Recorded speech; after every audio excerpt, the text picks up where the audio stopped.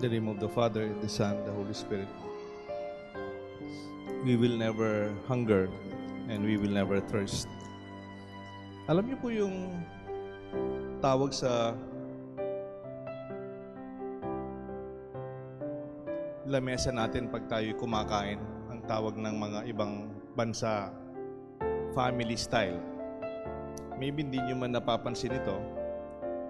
Pag tayo kumakain sa bahay, yung sa lamesa natin, yung kinakain natin, yung kanin, yung ulam, usually nasa gitna.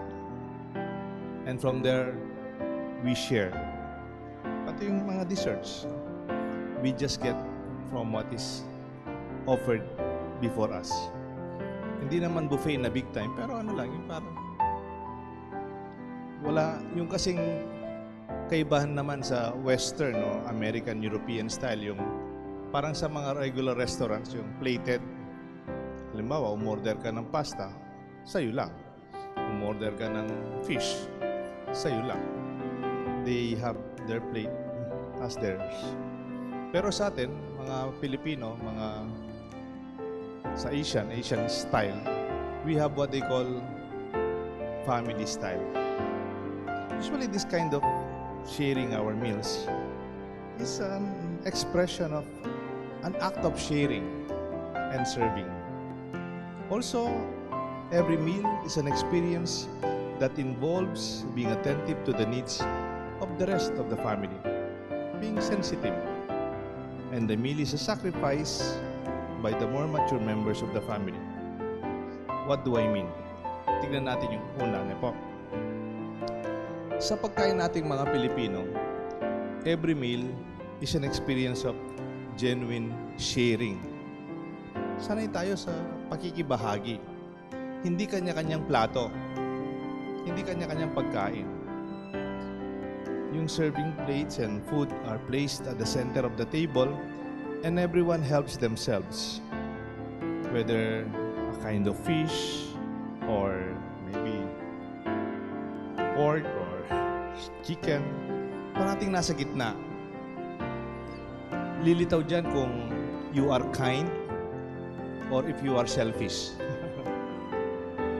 It becomes evident on how you share. Whether it's taking the best part of the bangus, pinakamasarap na parte ng bangus, the best part of the chicken or beef or fish, or standing out to refill the rice of the rest of the family, or to serve water to others. That experience of sharing, the table becomes a place where our values and our way of life is nurtured and practiced. Kuminsan kasi nasasanay na rin yung mga bata yung plated pang restaurant. Yung in-order ko sa akin, yung in-order mo sa'yo. Second, every meal is an exercise of sensitivity. You become attentive to the needs of the rest of the family. Halimbawa, yung bangus, isang bangus, either 5 kayong magkakapatid o 6 o 7 o 4, it is budgeted. Yun ang kakainin natin. Everyone takes only their fair share, ensuring that everyone would have enough for all. Parang magic. Hindi naman talaga binabudget, pero nagkakasya sa atin lahat. We even stretch our resources by mixing yung cooking oil kung saan ginagawa. Hindi naman masyadong healthy. Diyan kung paano ang bulata mo. So that everyone can eat. In fact, we don't mind. Halimbawa sa bahay, oras na 12:00 na o kaya 7:00 na, kakain na tayo, pero may bisita tayo. We don't mind inviting them. Hindi natin pinapaalis. Tara, tara. Kumain na kayo kasama namin. May mga na kayo po. Ay, sige, hindi man kami kasama. Hindi. We can accommodate our guests instantly with extra plates and extra chairs. No reservations needed, no invitation. Hindi man po kailangan yung RSVP. Talagang basta may bisita, ang nakakapagtaka, nakakakain lahat. And we just adjust. Hindi naman sila usually magluluto additional. Kasi nandyan na, kumakain na tayo. And it's wonderful, isn't it? Sa ibang bansa yata, para yata, if you're not invited, kasi plated, they could not afford to feed you. Kasi hindi ka kasama eh. Yung pinagluto lang namin, 4 lang. Eh, 2 kayong bisita namin. Sometimes you have to read between the lines. We do not really share. Marami tayong style mga Pilipino, yung parang unwritten culture natin. Yung nakakatawa sa mga Pilipino, at least mga Kapampangan, pag in-invite kang kumain, parang it is very, parang hindi polite na you say yes immediately. Tara, manganta mo. Ay, sige po, mapsiko. Okay. It's okay. Busog pa ako. Pero you have to repeat the ritual. Tara, manganta na. You have to repeat it once or twice hanggang papayag. I don't know, maybe that's our way of being polite. Minsan po, nasa Amerika ako. Natira ako dun sa kumbento ng kaibigan naming pare, si Father Oday Balagtas, Father Rodel Balagtas. He's a Kapampangan priest who was ordained in the US. At napunta po ako sa kumbento niya sa Amerika. He's the pastor. Siya na yung senior priest. Meron siyang 2 assistant priest na Amerikano. Eh, gabi na po, sabi ni Father Rodel, magbi-bless lang ako. Hindi na kita sasama para mabilis. Kumain ka dyan. May pagkain. And I will be back. So, inihintay ko si Father Oday. Nanonood po ako ng TV. Tapos bumaba yung 2 paring Amerikano. Sabi nila, Deo, let's have dinner. Sa kumbento ng Amerika. Of course, Pilipino po tayo. It's okay. Go ahead, I'm okay. Kumain sila. Hindi na ako binalikan. May danop ko. They did not even ask me the second time. And then dumating si Father Rodel. Oh, kumain ka na? Hali pa eh. It's almost 9 o'clock. Sabi niya, when they invite you, you say yes and go and eat. Pero maybe, that is our way. When we invite guests, we really mean that we are sincere when we invite the second time, even the third time. Minsan may nagtatanong sa akin, Father, ba't kailangan natin magsimba pag Sunday? Why do make Sunday an obligation? Ako mismo, I'm not very happy to call it an Sunday obligation. Parang na-obliga lang tayo. Maybe I'll rather call it a Sunday celebration when we are very excited to go home to our family.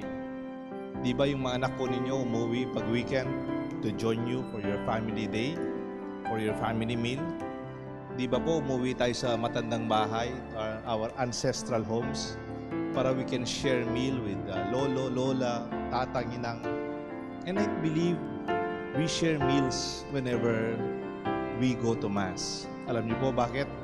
Ano ang pinaka-importante sa simbahan? What is the most important part of the chapel? Hindi man po yung Blessed Sacrament. Kasi kung minsan may chapel na walang Blessed Sacrament. Halimbawa, yung sa Deca, sa Margot, wala naman silang Blessed Sacrament. Dati wala man tayong Blessed Sacrament dito. Ano po yung pinaka-importante?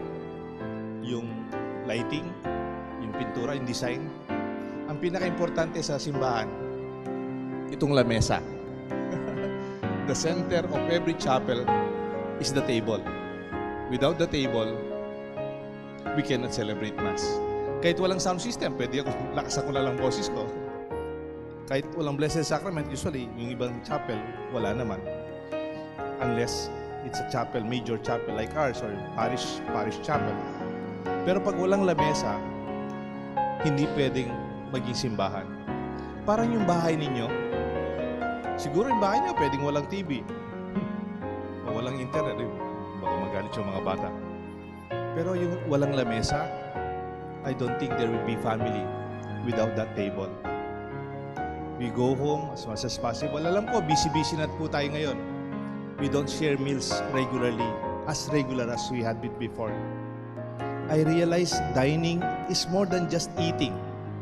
It's about being aware of the needs of those who are around us.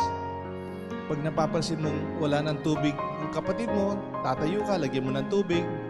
Mapapansin mong itong katabi mo, wala na po siyang kanin, bibigyan mo ng kanin. For every meal, as a third part of our reflection, every meal is an act of sacrifice by the parents or even for the mature members of our family. Ang bawat pagkain natin, parang misa, it is a holy sacrifice. Kasi yung kinakain natin sa bahay, pinagpaguran ng tatay yan. Pinagpaguran ng nanay yan. Nagtrabaho sila. And that is what we share in that table. It's not for free. Hindi naman kagad ng nahuhulog pinibigay. Kung minsan narinig niyo po yung matatanda, ang pinakamalutong na ulo at isda at buntot ng isda, ito ang kinakain nila. Sinasabi, ay, masarap ito, yung malutong na ulo ng isda. Our parents eat this to show us that they prefer it. Kakainin nila yung tutong. Alam niyo po yung tutong, yung parang nasunog na kanin. The burnt side of the rice. Sabi, ito yung masarap. Sabi. Sa totoo, hindi man po masarap yun. Tapos sa mangga, kukunin ng parents, naalala ko sa parents ko, kinakain ng nanay ko yung buto ng mangga. Tapos, yung manyaman, yung buto ng mangga. Sa totoo, hindi man po. Konti lang yung laman nun. You know why they do that? Because they love us. They'd rather give you the best, or maybe you eat first before they feed themselves. Muna na kayo. Busog pa ako. May nililinis pa ako dito sa kusina. Makita ko lang kayo kumakain, busog na rin ako. These are cliché of the old. Pero totoo yan. They are language of love. Table is a table of sharing. Ang lamesa, hindi po lansena. What is the difference between lamesa at saka lansena? Yung lamesa, it's an open thing. Everybody can share. Lansena, naka-display. O minsan nakalock. O may sinasara. Table is about sharing. Minsan kumakain po kami dinner. Sa totoo po, dahil na-stroke na po ako eh. Pag may pagkain, ano naman po yung kinakain namin? Parang sa restaurant kami, pero family style din po. Yung kinakain namin, shrimps, malalaking shrimps. Masarap din po, kaya lang buo yung shrimps eh. Dahil na-stroke na ako, hindi po ako kakain ng shrimps kasi mahirapan akong maglinis ng shrimp. Pwede siguro magkakamay ako, pero hindi ako gagawin. So kukuha ko ng ibang ulam, kaya sauce na lang, no? And then the man sitting on my side, the host, no, yung matandang nag-invite sa akin. Kumuha siya ng shrimps, 2.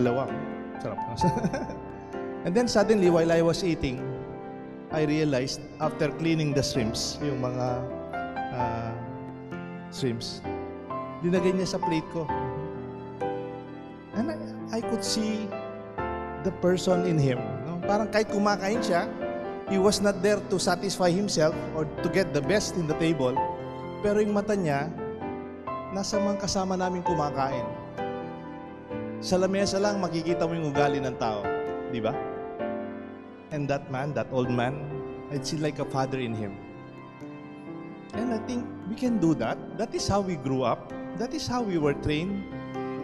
And in a sense, I could say, the table in a family-style meal is more than just a place for us to eat. It's a place of fellowship where we can serve each other and express our love to our family. Kaya nga sabi ni Jesus, we will never hunger and we will never thirst because you're not eating alone and you are always with family. May kukwento po ako sa inyo na I don't know, parang nakwento ko natin a long time ago. Sa Santa Rita, sa isang barangay sa Santa Rita, San Basilio, it is a farming community. Mayroon po silang uncle nasa London. Nurse. Nurse po yung uncle nila, nasa London. Simbang gabi, at saka Sunday before Christmas, nagsimba po yung pamilya sa Santa Rita, Pampanga.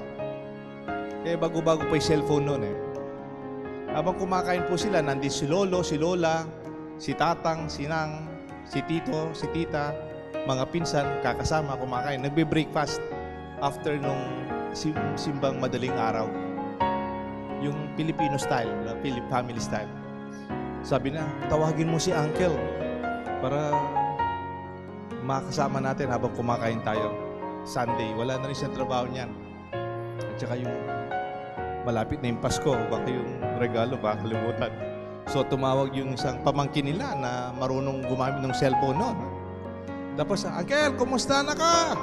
Eto, napakalamig dito sa London. Nag-i-snow.